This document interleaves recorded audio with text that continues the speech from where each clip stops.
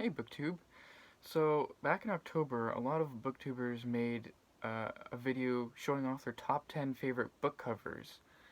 And I didn't really join. I don't know really why I didn't watch many of those videos, and it just never occurred to me, mostly because I guess I don't live with the majority of my book collection, so I don't have access to all my books and my shelves, and so then I just kind of left it out of mind. But now that I'm home for the holidays and I have access to all my my entire library, I figured I'd give this video a try. And so I pulled off all the book covers that I really enjoy, and I made a top 10 list. But I also included or pulled off another like 30 books that I want to show you. So I'm gonna be one of those annoying, egregious booktubers, and I'm gonna show like 30 honorable mentions before I actually get to my top 10 list. Just to show you different styles of book covers and the kinds of book covers that really do appeal to me. And I don't really have any order to go into, so I'll just kind of jump into it. So starting off with a pile here of fiction, um, here is a book cover that I bought almost only because of the edition, the cover, and it's Ernest Hemingway, and it's The Sun Also Rises and The Old Man in the Sea, uh, and I've only actually read the first book here, The Sun Also Rises. I'm not a Hemingway fan by any means, but this edition just appealed to me so much. Just kind of, it's got that old feeling. It's got the French flaps and the deckled edges.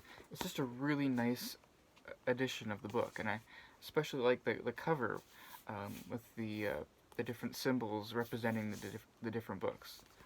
Um, and then this one here will show off a type of book that is designed to look good, and it's the Penguin Classic Deluxe editions, and this is one of them.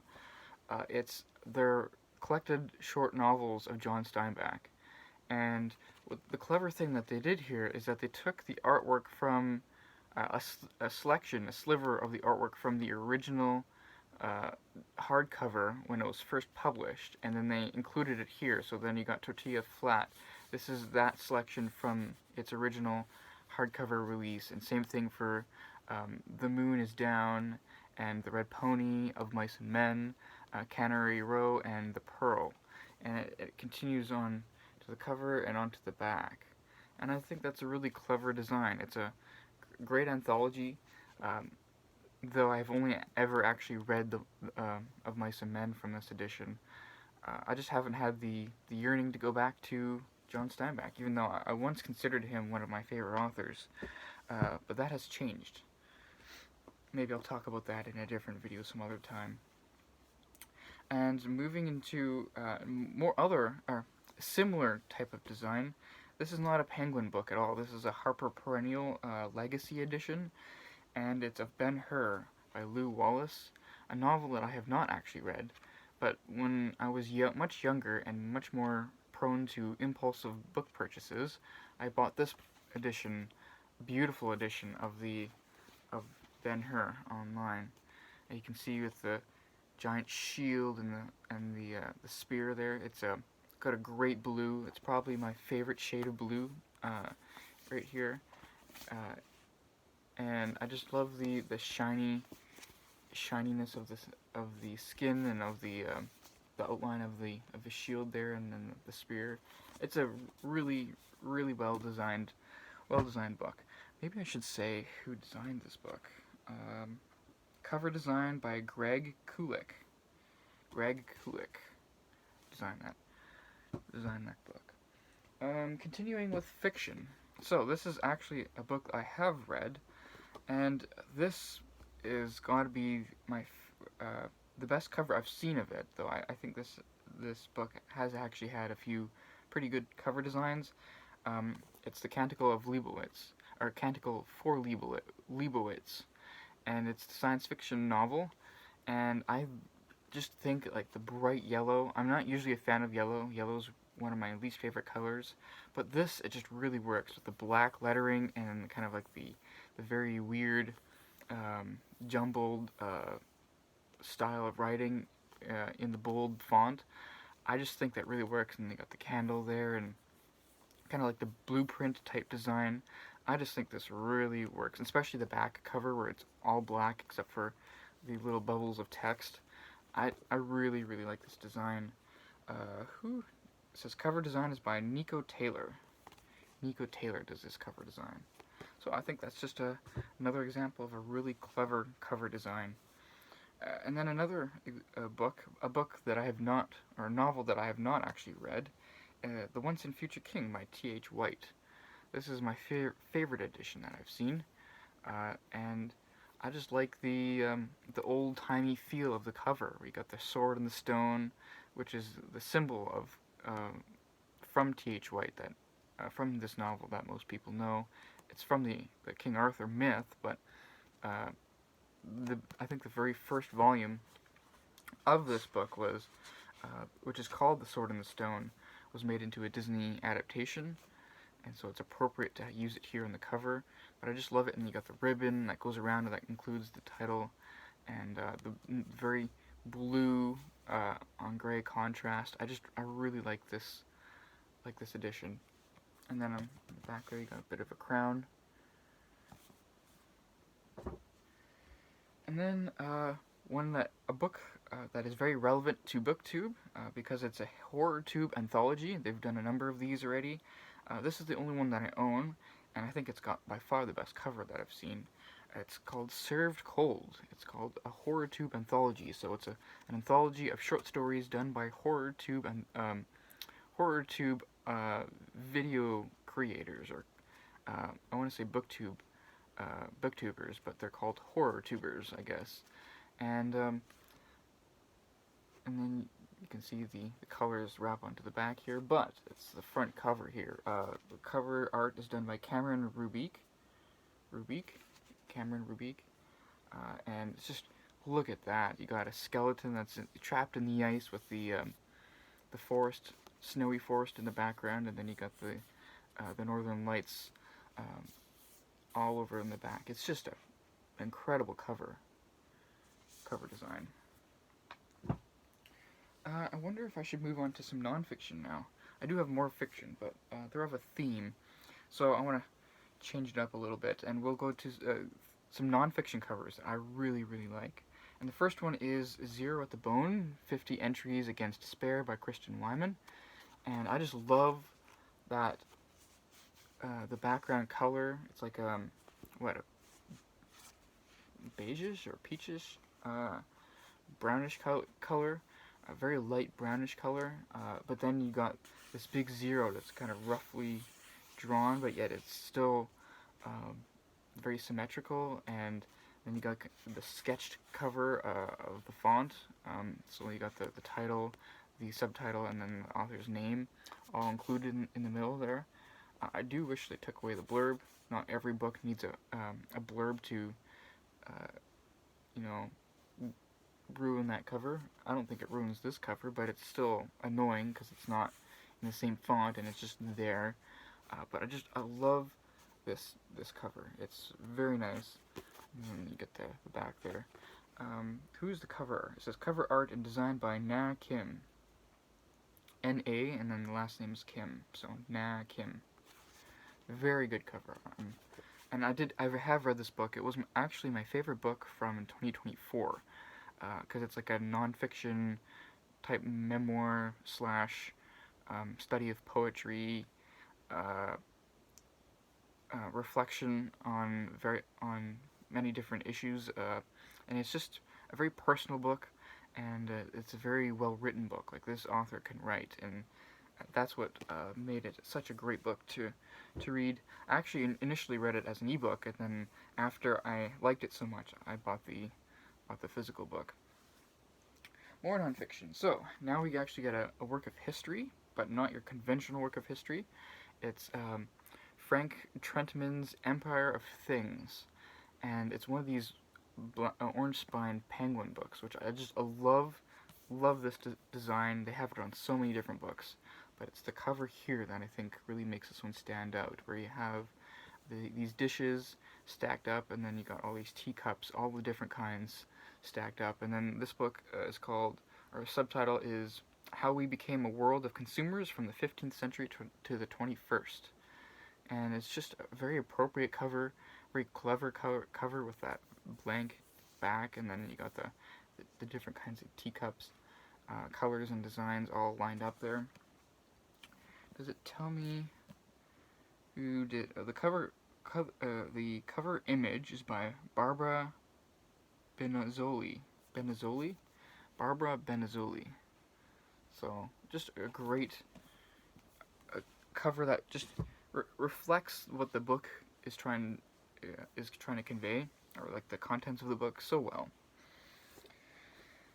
And then we have another book, a book that is probably one of my favorite nonfiction books of all time. I haven't talked about it much because the author is a little bit controversial these days, and rightfully so. I have moved on from this author, even though I still consider this book just an electrifying book that really gets me thinking. But it's Patrick Deneen's Why Liberalism Failed, and it's just a slim little work of political philosophy, and I just love that cover there. The cover with the, I think it's a painting. Color illustration is by Frederick Edwin Church. It's called The Pantheon, from the Greek Acropolis. And it's just, it looks like it's from a private collection too. But yeah, you get this beautiful image of this background sky that just changes color, because it's trying to capture like right as the sun is starting to set, and you get that orange glow on so many things. You get this orange glow on this ancient Greek structure, and how the blue gets deeper blue here, and then it gets more orange as it goes along, or greenish as it goes along, and it does that throughout the whole thing, and it's just amazing. Amazing design here. And I should remind people that even though this author is fairly controversial now, considering his connections to J.D. Vance as vice president, but Barack Obama did blurb this book, so I don't know, just pointing that out. But this is really a book that I really, really enjoy, even if I'm not sure I agree with its fundamental tenets anymore.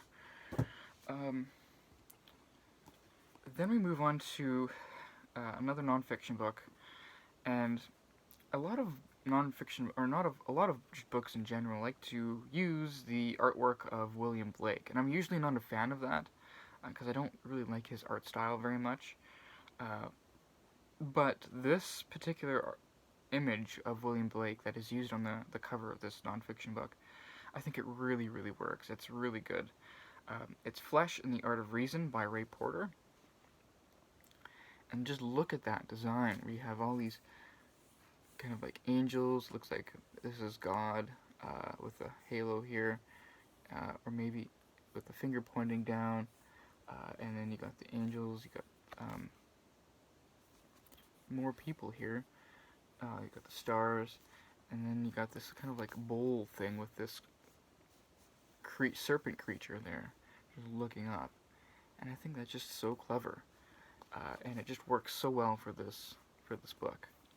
I have not actually read this book, but it says the cover is a detail from Behemoth and Leviathan from the Book of Job by William Blake.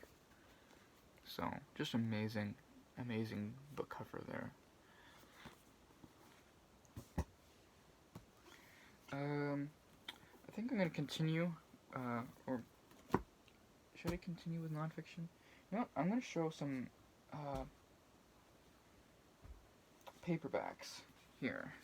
So here is a cover that I don't actually think I like all that much. I just think that it's so wonderfully dorky that I almost do like it. Like, I think the cover is actually so bad and so dorky that I actually like it, and it's the main reason why I bought it. And it's The Wizard of Earthsea by Ursula K. Le Guin in this old mass market. And And it's just, look how, look at that image where he's transforming into the hawk, but yet you still got his legs, and the characters here are kind of very, like, look at this, the colors here are very clashing, and they're just kind of observing through the curtain, but then you got this kind of neat border that goes around, and then you got the script, and whatever that's supposed to be, and I don't know, there's a certain appeal to this that I actually quite like. This book is, I originally read this as an ebook, so I don't have any other copy of the Earth of the Earth Sea series other than this edition. But man, it's the plane back there. But man, that cover is just so dorky that I kind of like it actually, even though I think it's totally inaccurate to how I envisioned the book. And then we move on to a couple of Penguin books. Uh, let's see here. So I have a Penguin Essential, which is another one of their artwork type print lines, but in mass market form. So you know you have the Penguin Classic Deluxe Edition, which is like these big brick books in beautiful with beautiful artwork. But then they also have a Penguin Essentials line, which is like these little mass market books with original artwork, and this is their version of I Clockwork Orange by Anthony Burgess. And then it's got this little quote here, but look at that. I've never actually read this novel, but I really like that cover. You got the skeleton with the clothes on, the glass of milk, and then the hat, and it's just, and then you got the whole black with the orange, and it's just really, really, really well done. And it says cover art is by Christian Hammerstead.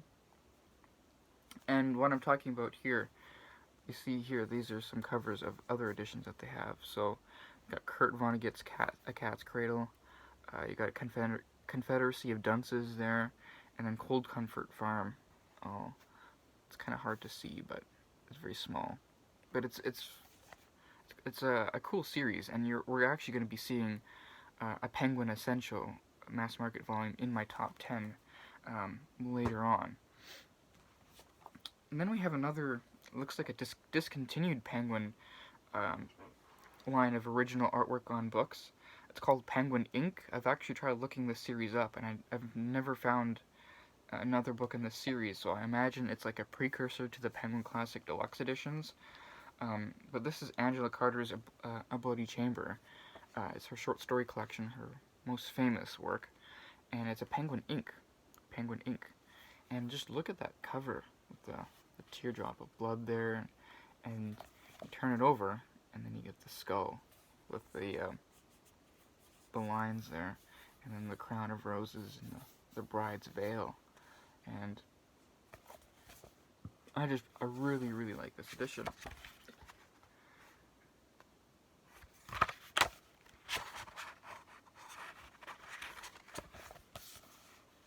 So, I've actually read most of the stories in this volume. I gotta say, the short story in here, what's it called? The Lady of the House of Love has got to be one of my favorite short stories of all time. It's just a really, really well done short story. But yeah, this edition here with the black and just the great design, the contrast between the front and the back cover, it's very striking. Then I have two examples from Penguin Classics, like a Black Spine Penguin Classics, and then an Oxford World Classics.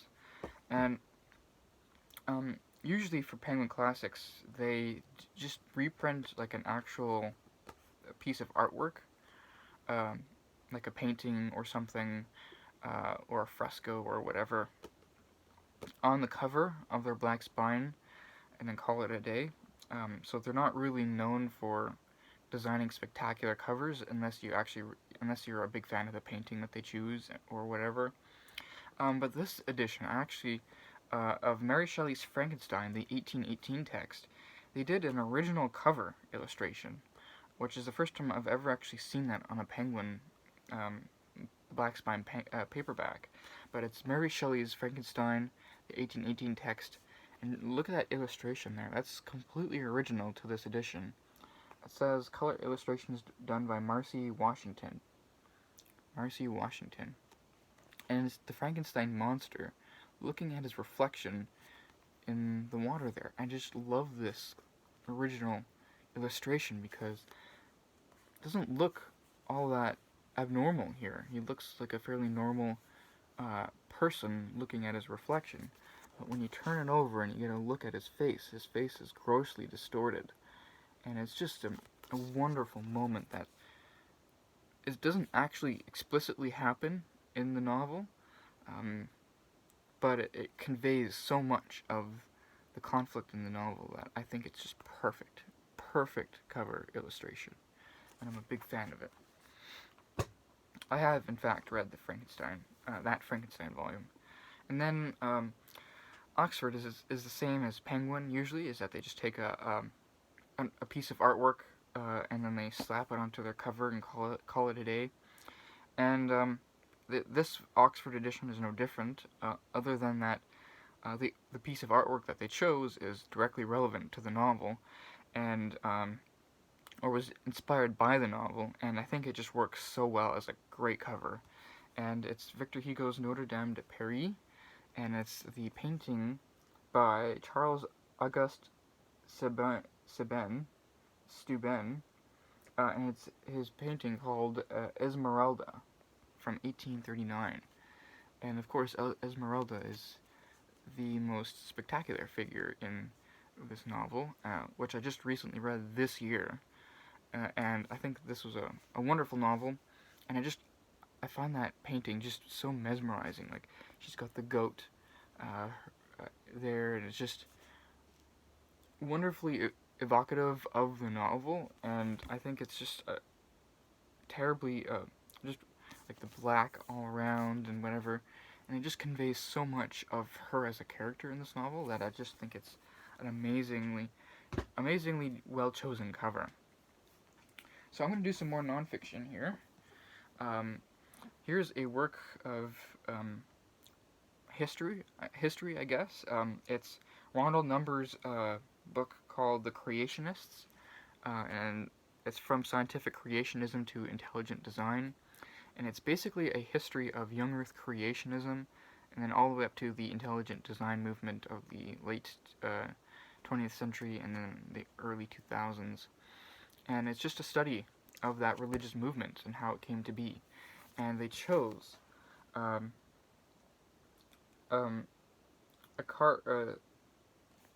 piece of artwork from, I guess, a medieval manuscript from the 15th century of Noah's Ark.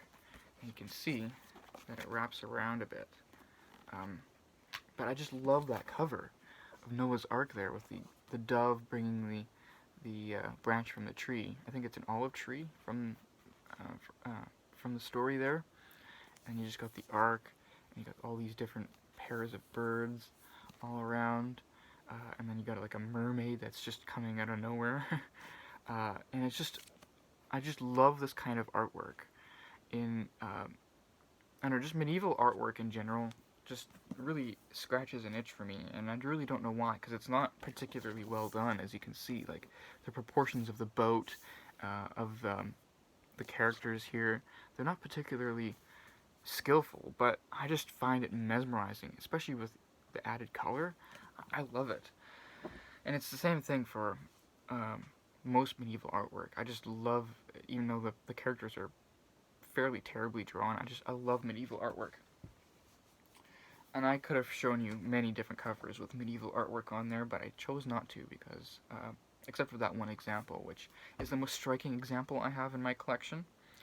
But then moving on, we have Michael Massing's Fatal Discord. I love this cover here. It's Erasmus Luther and the Fight for the Western Mind. Basically a dual biography, but then the artwork here, it's got a sliver of a painting done by Hans Holbein the Younger from the 16th century, and it's just, I thought it was very clever of them to take a sliver of that painting and then do the title sideways on the back there in white, like just frame it in white on both sides. Have the subtitle just kind of scroll down, and have that white contrast on each side with a pillar of the painting there, and then you get more of the painting a little bit there, and the sliver there on the edges here on the back. And it's just, here you got like, looks like paper is being ripped, and it's just very well done. I'm a big fan of this cover. But then we get a very different kind of cover for a book that's on a very similar topic. It's another Reformation book. It's Carlos Ayres' Reformations, and the subtitle is Early Modern World, 1450 to 1650. And I just love that photograph there, where you just got this photograph of this religious figure, but then you got half their head blown off or chopped off, and it captures a part of the Reformation period where you got the devout religious Catholic medieval period, and then the Reformation comes, and then you got the head blown off or destroyed, and it captures the conflict that happened in this period, and just the kind of explosion that happened that led to so much different change. And I think it's a remarkably simple but clever cover design. I have two more works of nonfiction, and then I want to go into a little bit more fiction before I get into my actual top 10. So this next book here is a naked hardcover, so it's got no dust jacket, and it's the Europe, the Struggle for Supremacy by Brandon Sims, and it is 1453 to the present. And if you see that cover there, it's a woodcut illustration that goes all the way onto the spine and onto the back. And I love these kinds of woodcut illustrations, and they're just, it's amazingly detailed, and it's on the hardcover, which I just love, that it's a naked hardcover.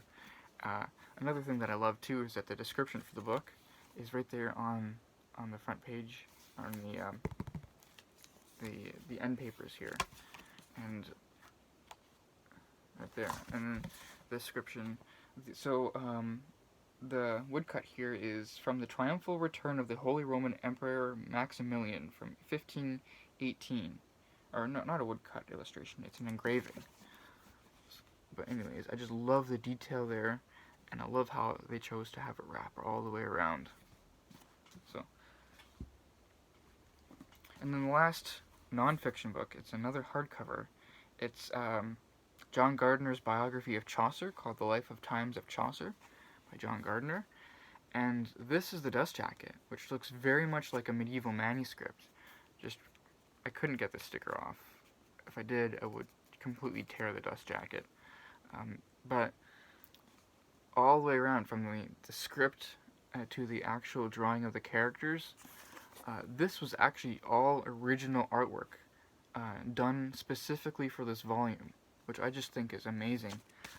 The artist in question here is J. Wolfe, which he does a little bit of a self-portrait in the middle of his last name there.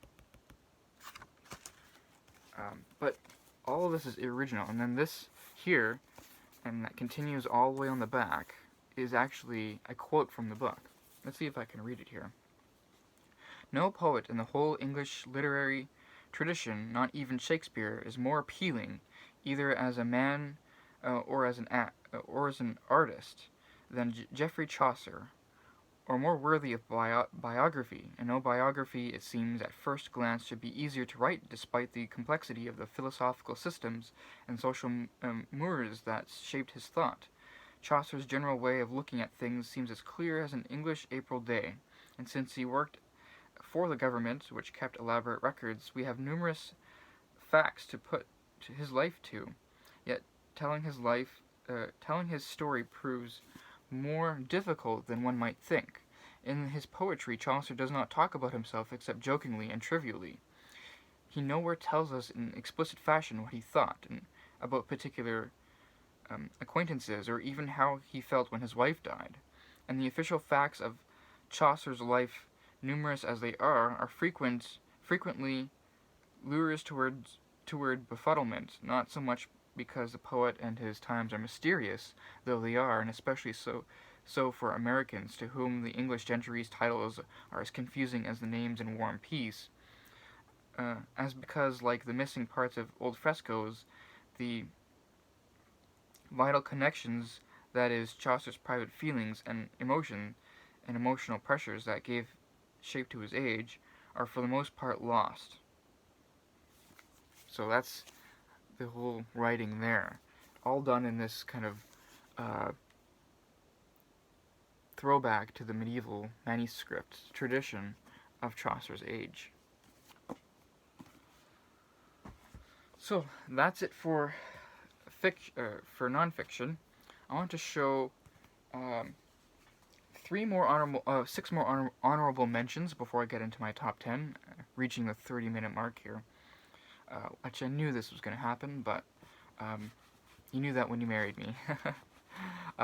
So I'm going to do 3 mass market paperbacks from a single line, and then 3 hardcovers, all fiction. So for the mass market paperbacks, I'm going to be talking about the Signet Classic tradition. Here's Signet Classics. I have 3 examples here in my honorable mentions, and I think 2 more appear in my top 10. But I have their volume of Stephen Crane's The Red Badge of Courage, and a couple of short stories, and I just love the contrast here between the old withered American flag and the old withered Confederate flag, and then you just got the fabric design that continues onto the back, and the script there, and the red title for the red lettering in bold of the author's name. I think this is a great cover design. And then continuing that, we have I'll do this one first. Sinclair Lewis. This is his novel Elmer Gantry, and they do some kind of weird watercolor or weird artist effect here, where you got the white background, but then the blue shapes the image. So you got the silhouette outline of a really mean-looking face, and you got the eyes and sharp nose and sharp chin there. But then you see the hand here, and the hand is holding a Bible. Because if you know what this book is about, it's about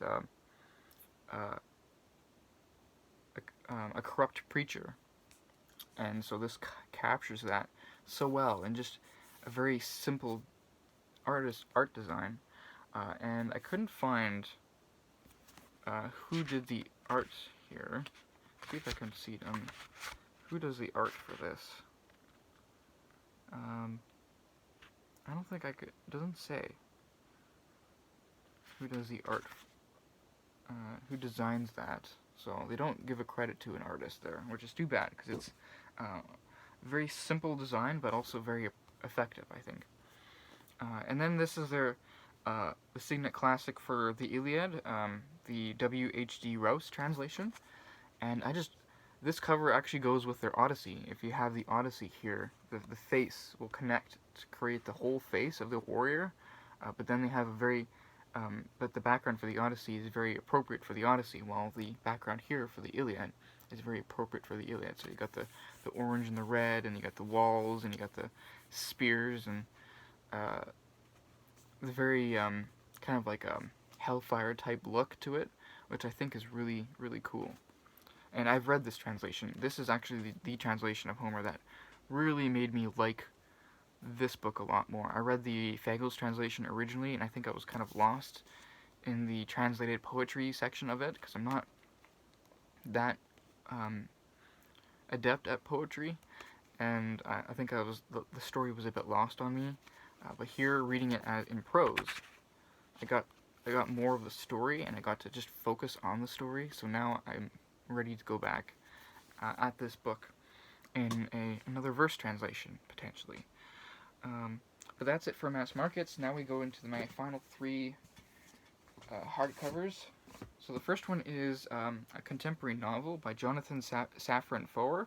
This is Here I Am, and I love the bold white of the title and of the author's name.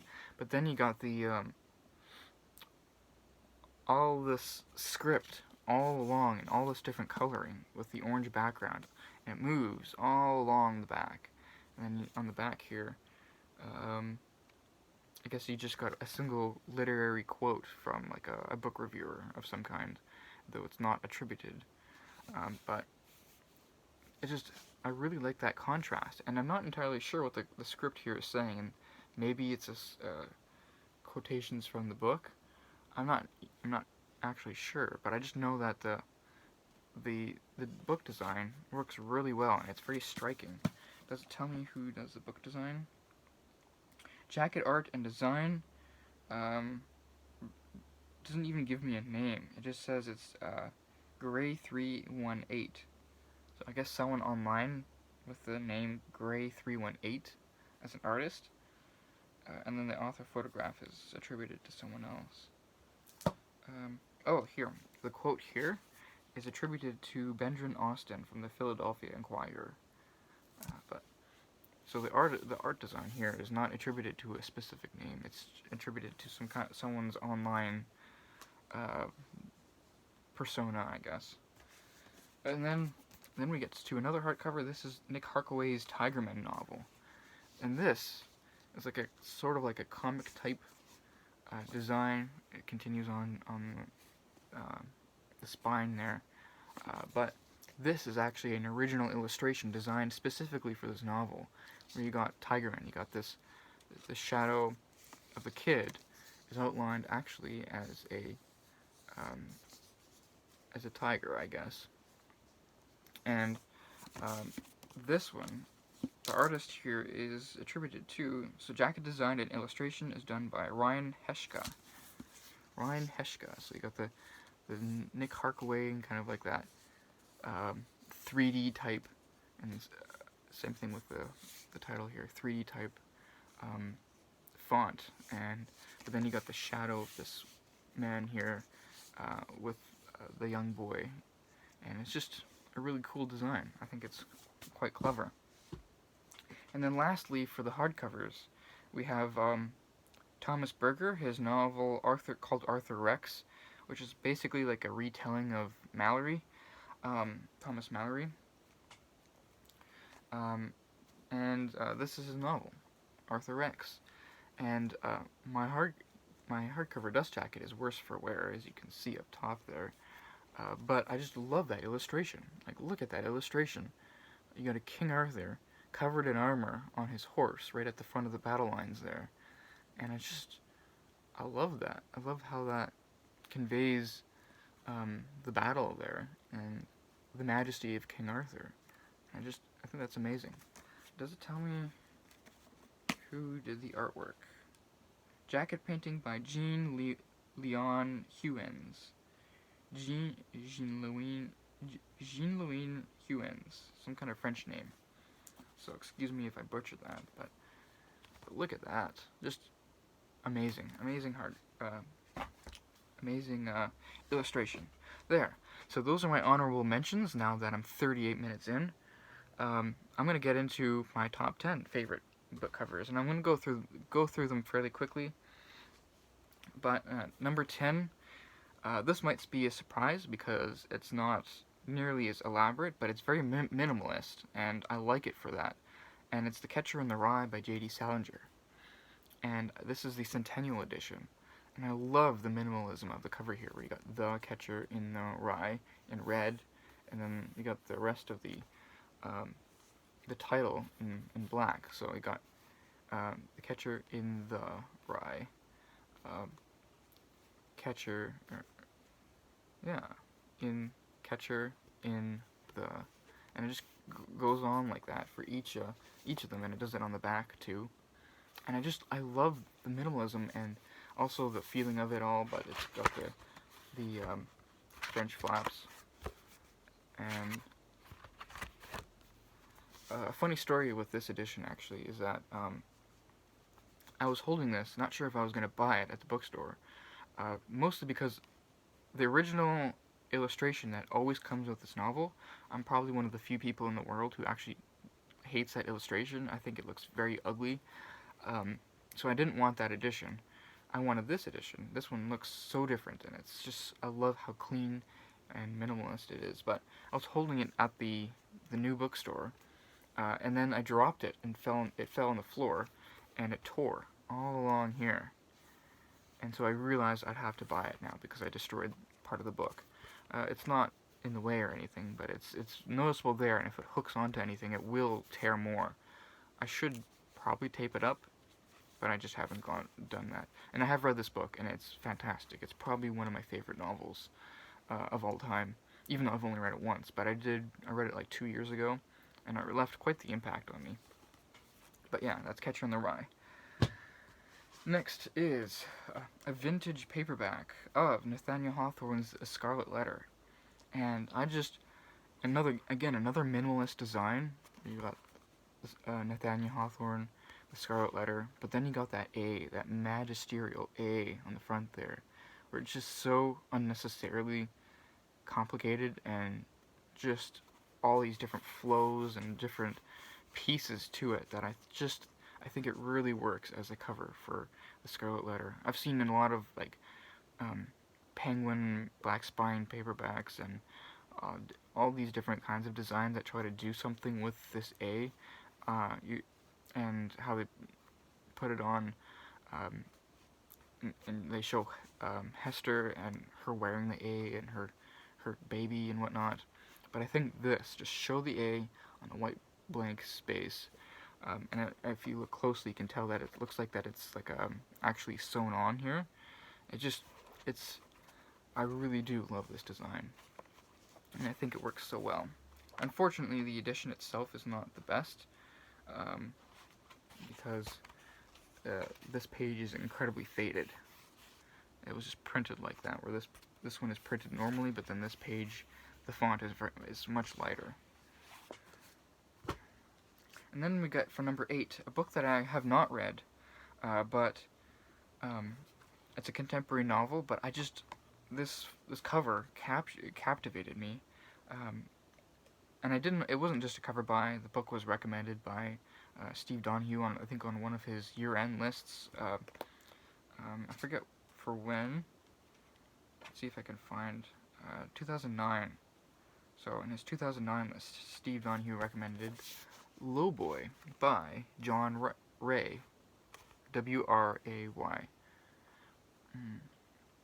And I just love the black there with the kind of not quite white, but it's like a silver font of the cover, and then you got the animated or some kind of drawing of the main character, because the main character here is of a 16-year-old paranoid schizophrenic, all alone in I think in New York City, and it's about his adventures and also in New York, and it just shows the first half of his face, and I like that. He's kind of like peeking over the bottom of the book here. And the cover illustration is done by Adrian Tomine. So he's the one who does this illustration here, which looks computer made, but I love that. When you got the blue eyes and the blonde hair, and you got the black everywhere else, and the silver. I think it really does want me to read this sooner than later. And the next here is it's Frank Herbert's Dune in mass market edition. I love this cover. If only they got rid of that sticker where it says now in a major motion picture. But I love this cover, and the whole series that they did of the 6 novels in the Dune series with this similar design. I love this cover where you got the sand dunes in different colors, and you got the footsteps, and you got Paul Atreides, and you got dunes boldly going down, and then you got the galaxy there. And I have not actually read this novel yet, but I love that design. That design is just so well done. I don't know if it tells me who did that cover design. Will it tell me at all? Cover illustration and design done by Jim Tierney. So that's who does this design. And then here's another book that I have read. It's another Signet trade paperback, or Signet mass market classic. It's Robert Louis Stevenson, Treasure Island, his novel Treasure Island, and this is one heck of a cover. I mean, look at that. You got this boat in full action on the water, with the clouds and the different colors of the sky and the details of the boat and the water, and then over it you have this map here with the title and with the author's name, and they got the X that marks the spot for the treasure, and it's just it's a and if you look closely, you get the outlines, the faded outlines of a treasure map with all like the maps and or the mountains and the islands and the waters and whatever. And it continues on the back. Continues on the back. You get the sky and the water and the back end of the treasure map, and it's amazing. So eye-catching and so well done. The painting here that they use here is the English Fleet at Sea by Charles Dickson, and then the map is something different. It's from Araldo de Luca.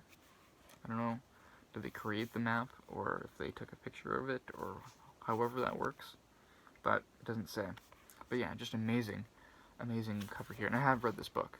I wasn't terribly into the book, but maybe I would have been much more interested in it if I had read it when I was much younger. It's still a good read, though. Robert Louis Stevenson is not a bad writer by any means. And then next we come to the Penguin Essential Mass Market that I mentioned before. I showed you the Clockwork Orange version that I have, the Penguin Essential line. Now I have a much more controversial one, but I have my reasons for why it's on this list, and it's Lolita by Vladimir Nabokov. And the reason why this one is on my top 10 of my favorite covers here is because of how clever that cover is compared to the book. I have read the book, and I'm not a big fan of the book, though I understand the book, and I don't object to it in the same way,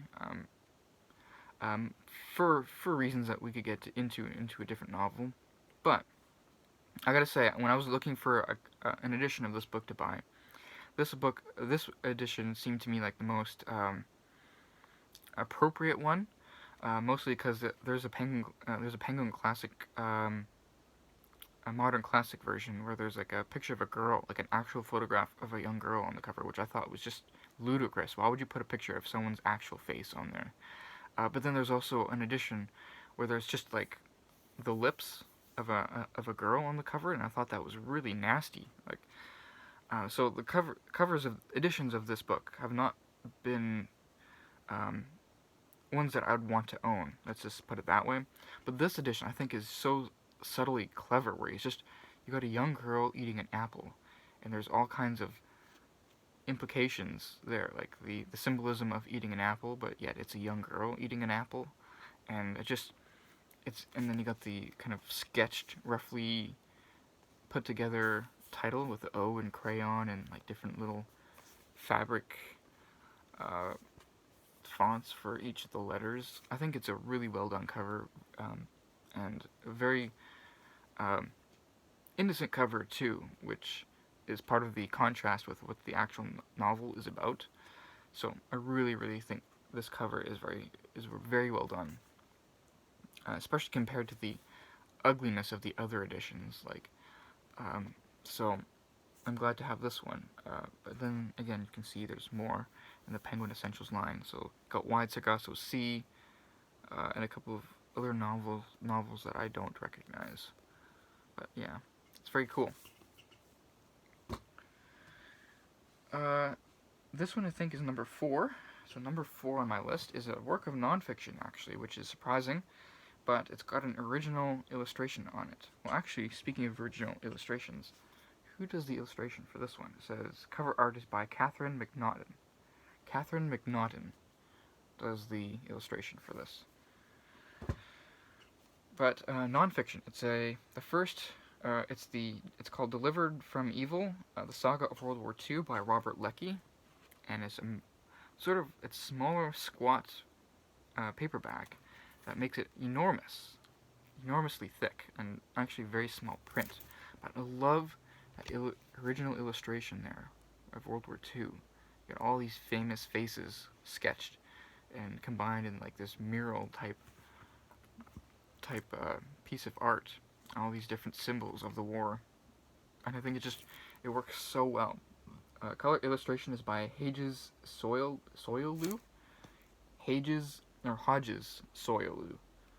and then the cover design is by William Grafe. But I love that this cover illustration, and I wouldn't want to have this book in any other design. I wish more non-fiction works actually did original artwork for their illustrations or for their covers. Number 3 is very minimalist, and it's my favorite minimalist cover of all time. And I've read this book many times. It's one of my favorite books of all time. And it's George Orwell's 1984 in the Signet Classic version. And all you get is an eyeball and the script there. You got George Orwell, and then in the eyeball there is 1984. And you just get the 3/4 of the eyeball. And I love that.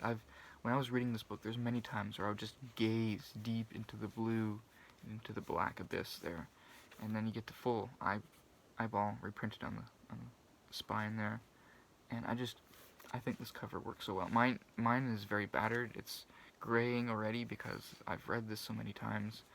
It's my favorite edition to hold, and it's floppy, and it's just perfect to read out of. And that cover too is just so appropriate. 1984 can have really bad covers. I don't know if it's possible to find anymore, but the original Penguin Classic, Black Spine Penguin Classic of 1984 had one of the worst covers I've ever seen, ever. So it's very easy to do a terrible cover for this novel, but having this minimalist, just the eyeball that just stares at you as you read, is just so effective. And then my second favorite cover design of all time is a book that I read last year, I started in January of 2025, so almost a year ago. But this is The Tale of Genji, and it's a Dennis Washburn translation. And I love the cover there, but then when you go to the spine, and then of course when you go to the back. And the selection here is a woven scroll with scenes from The Tale of Genji. So one of the things about The Tale of Genji is that it inspired so much artwork, just an insane amount of artwork throughout the ages since this was written. I think this was written in around the year 1000, if not give or take a few decades. But it inspired so much artwork. There's even an ancient book from maybe 500 years ago, give or take, that is called The Illustrated Tale of Genji, or it's like an illustrated Tale of Genji, where every chapter has its own detailed illustration. And I think there's even a reprint of that, or a reprint studying the illustrations in there from, I think, Princeton, and like this big oversized hardcover. But here you see, this is an up-close look at the woven manuscript of a scene from the woven manuscript. So you get to see their lavish clothing that is so crucial to the book, or what people wear, the kind of robes, and how you wear your robes, and how women looked, and how they held their hair, and it was so crucial to everything in upper class society here at this time. And you see, this is the illustration that's on the cover. This is the full woven scene here. This is probably Genji when he was younger. I believe the blue robe signified youth at the time. I could be wrong about that, but I'm pretty sure that's what it meant. And then you can see that even the men had their own hairstyles, and they played instruments, and it conveys so much of the beauty of the novel in this illustration that it is my second favorite illustration ever on a cover of a book. And number one, this one, it was fairly easy choose this one as number 1. It's, again, another Penguin Classic Deluxe Edition, and it's Moby Dick. Their version of Moby Dick. I remember when I found this in a bookstore, and I was like, I have to buy this. I don't care that I'm going to be paying full price, which at the time was, what, $30? When I could have easily found a used copy of any edition of Moby Dick for, $3 or something. But finding this one here is just absolutely wonderful. And I love that cover, but the cover that I love even more is the back cover, where you just got the eyeball of the whale just glaring at you. And it seems like I have a thing for eyeballs on covers. But just remarkable. And I love that cover too, even though it's very cartoony, like the cartoony whale. But then you got the ship on the wave there, and the harpoon, and the ship and the harpoon as they try to attack the whale, and then you got the very ominous but simple background color of the sky, and you got like the smokestacks coming out from the whale, but then also from the ship, and it's just remarkable. And I love the gray outline and the font for the novel. This is easily my favorite cover design, and even to add to it, you got that's probably Queequeg there, holding something, maybe and then you got someone else, maybe that's Ishmael, one of the sailors, holding something, and you don't even get their face or anything, you just get a close-up of what they're wearing, or what they're, in Queequeg's case, what he's not wearing. And I think it's amazing work of art that this book is, and I find myself looking at it a lot. So, that's my top 10. I finished just before the 1 hour mark. Thanks for watching. If you stuck around this long to actually see my top 10, well, congratulations, you get a cookie. So, thanks for sticking around. I'll see you in my next video. Thanks, BookTube.